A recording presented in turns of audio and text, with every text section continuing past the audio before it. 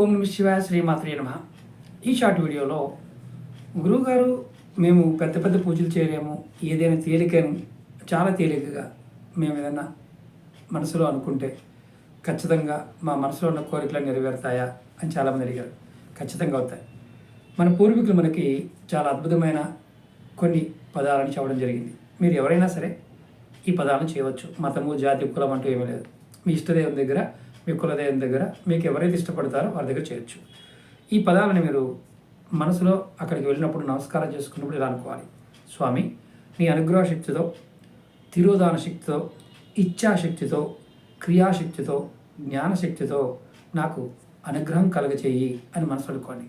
ఇలా మీరు ప్రతిరోజు ఒక్కసారైనా సరే ఇలా అనుకుంటూ ఉంటే ఖచ్చితంగా మంచి ఫలితాలను చూస్తారు.